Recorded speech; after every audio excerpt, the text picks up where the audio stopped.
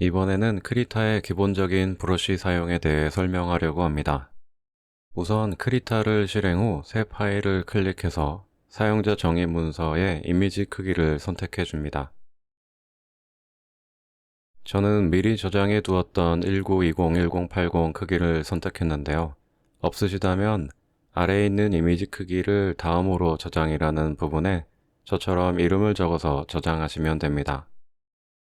그런 다음 만들기를 눌러서 새 파일을 열었습니다. 타블렛도 이미 설치가 되었다면 이젠 펜의 가운데 버튼을 누른 채로 움직이면 캔버스도 함께 움직이는 것을 알 수 있습니다. 펜의 가운데 버튼과 컨트롤 키를 함께 누른 채로 펜을 위아래로 움직이면 화면을 확대, 축소할 수 있습니다.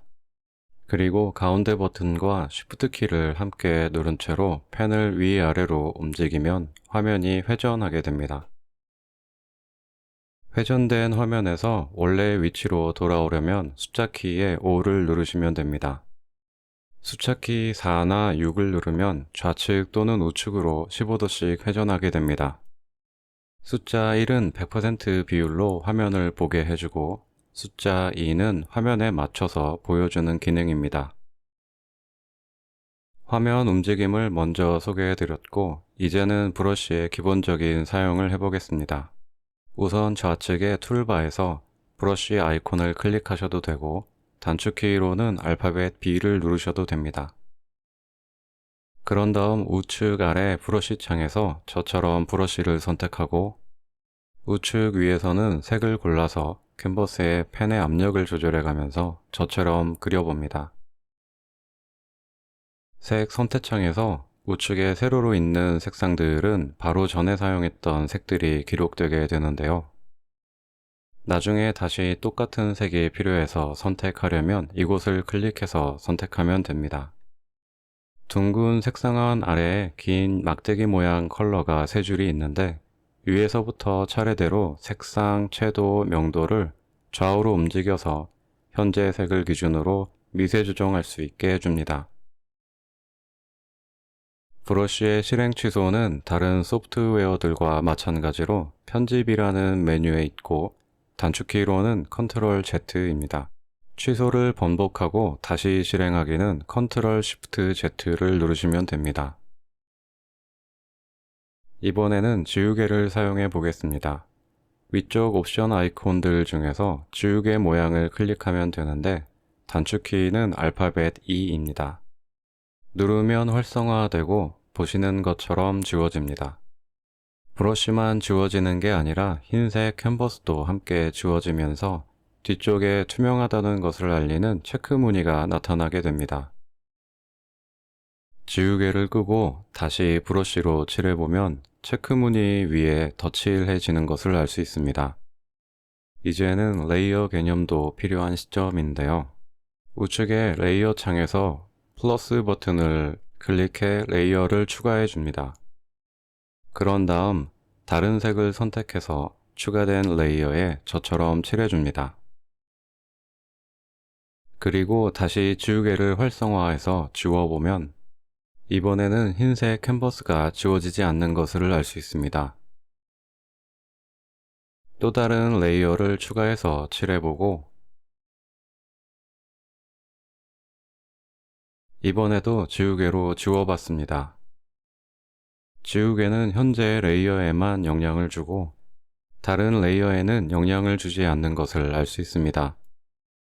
이처럼 레이어들은 캔버스에는 함께 보여지지만 그리거나 지울 때에는 다른 레이어에 영향을 주지 않습니다. 필요 없는 레이어는 우측에 휴지통을 클릭해서 지울 수 있고 잠시만 꺼두고 싶을 때에는 원하는 레이어의 좌측에 눈을 클릭해서 숨길 수 있습니다.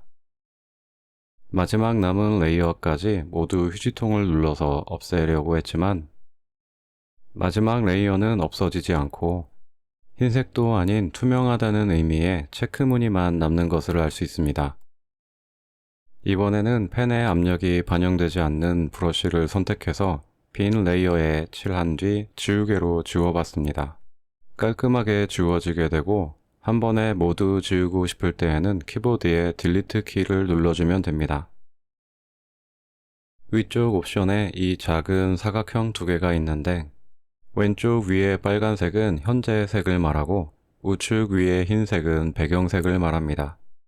두 색 사이에 있는 화살표를 눌러서 서로 바꿀 수 있고 단축키는 알파벳 X입니다. 원래는 검은색과 흰색이 기본값인데 단축키 D를 눌러서 기본값으로 만들 수도 있습니다. 이때 키보드의 Shift와 백스페이스를 함께 누르면 현재 색으로 캔버스를 모두 채울 수 있고 백스페이스만 누르면 배경색으로 캔버스 전체를 채울 수 있습니다. 이번에는 위쪽 옵션 창에 있는 브러쉬 불투명도에 대한 설명입니다. 브러쉬로 칠한 뒤 불투명도를 줄여서 다시 칠해보면 진한 정도가 약해지고 겹쳐서 칠해보면 중첩되는 것을 알 수 있습니다. 이때 지우개를 활성화하면 불투명도가 지우개에도 동일하게 적용되는 것을 알 수 있습니다.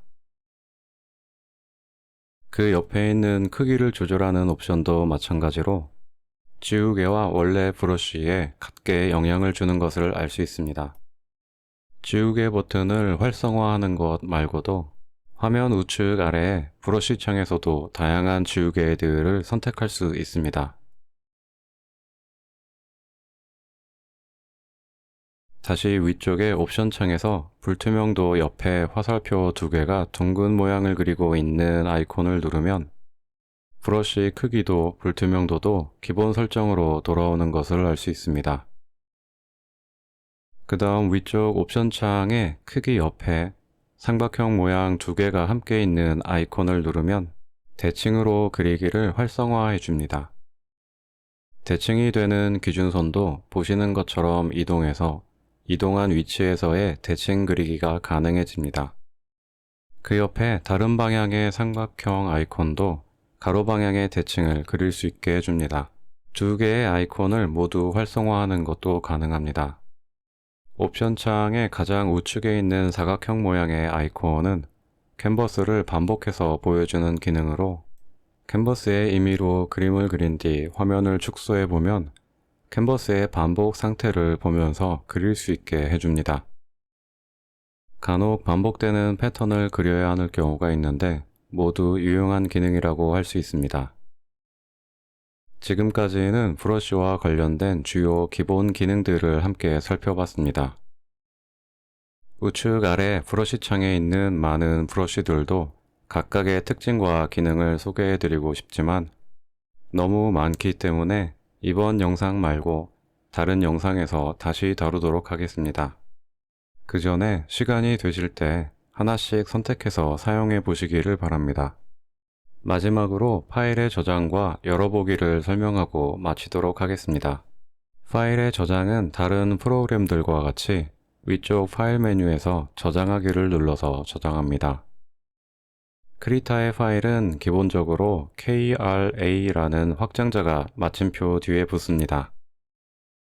함께 저장되는 오토세이브라는 파일은 원본 파일에 문제가 생겼을 경우 사용하는데 원하지 않으면 파일을 지우셔도 됩니다. 현재 캔버스 창을 닫은 뒤 저장한 파일을 다시 열어보겠습니다. 최근 문서에서 클릭해서 파일을 여셔도 되고 위에 파일 열기를 클릭해서 열어주셔도 됩니다. 자, 파일 열기까지 잘 되는 것을 확인할 수 있었습니다.